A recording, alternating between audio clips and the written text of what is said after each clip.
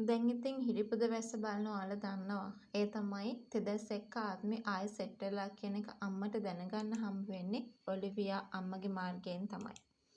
ඔලිවියාගේ අම්මා මේ ගැන කියන්නේ වෙන හේතුවක් හින්දා නෙමෙයි. තමන්ගේ දුව අඬ අඬ ඉන්න හින්දා. විශේෂයෙන්ම තමන්ගේ දුව කොහොම හරි කරලා තෙදස්ට විවාහ කරලා දෙන්න ඕනේ. මොකද ඒ කට්ටියට දරුවෝ හිටියේ නැහනේ. ඉතින් දරුවෝ හිටියේ නැති හින්දා ඒ කට්ටිය මුල ඉඳන්ම විශ්වාස කළේ කොහොම හරි අර Tamanට ලැබුණු දරුවට හැම සම්පතක්ම දීලා ජීවත් කරවන්න. ඒ වෙනුවෙන් Tamanගේ ජීවිතේ ඕන දෙයක් කැප කරන්න පුළුවන්. ඉතින් දැන් තිදැස්වනේ මේ ළමයා ඉල්ලන්නේ. එතකොට තිදැස් ඉල්ලනකොට මේ වෙලාවේ හිතේ තියෙන්නේ වෙන කිසිම දෙයක් නෙමෙයි කියන කතාව අපි මතක් කරන්න ඕනේ. මේ වෙලාවේ තියෙන්නේ කොහොම හරි තිදැස්ව අයිති කරලා දෙන්න ඕනි කියන ඒ හැඟීම පමණමයි කියන දේ ගැන අද අපිට කතා කරන්න පුළුවන්.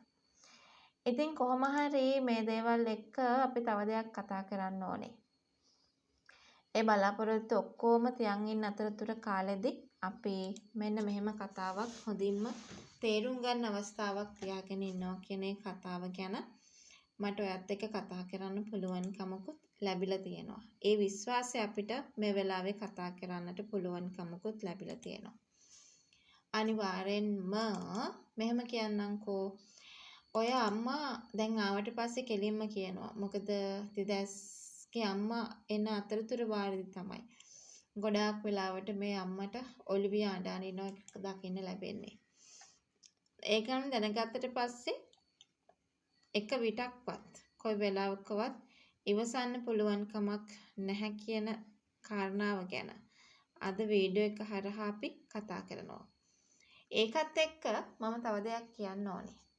ඒක මේ විදිහේ අදහසකට මම ඔයත් එක්ක කතා කරන්නට බලාපොරොත්තු වෙන්න ඕනේ. ඉතින් කොහොම හරි අපිට විශ්වාස කරන්න පුළුවන්. මේ ගැන දැනගත්තට පස්සේ ආත්මය කියන්නේ කවුද කියන එක දන්නවනේ මේ අම්මා. එතකොට සහ අනිත් කාරණාව තමයි මේ අම්මා තව දෙයක් දන්නවා. මේ වෙලාවේ ආත්මේ කොහෙද ඉන්නේ කියලා. ඉතින් ලියුමක් යවුවත් ඒ ගැන හරියට අහන්න නැති හින්දා අනිවාර්යෙන්ම ඔන්න ඔය ආත්මයෝ මෙන ගැහෙන්න යනවා කියන විශ්වාසය අපිට තියාගන්න පුළුවන්. ඉතින් එදා දවසේදී Taman මොන ගැහෙන්න ආවේ. Tamanගේ ගෙදරට පැමිණියේ. ඉන්න තැනක්වත් එන තැනක්වත් කොහෙත්ම කිසි දෙයක් දන්නේ නැහනේ. හැබැයි ඒ නොදැනෙන කාරණයක් එක්ක තමයි මේ වගේ කාරණා ටිකක් දකින්න ලැබුණේ කියන ඒ කතාව ගැන අපිට විශ්වාස කරන්නත් පුළුවන්කමක් ලැබිලා තියෙනවා කියන ඒ කතාව ගැන මට මේ වෙලාවේ කතා කරන්න අවස්ථාවකුත් ලැබිලා තියෙනවා. ඒක තමයි අපිට මේ වෙලාවේ කතා කරන්න පුළුවන්. ඉතින් ඒ ගිහිල්ලා මොකක්ද වෙන්නේ?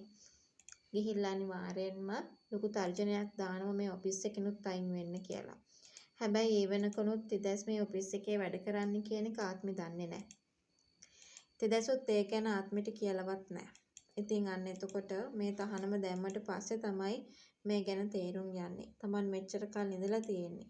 තිදැස් ඉන්න ඔෆිස් එකේමයි කියලා.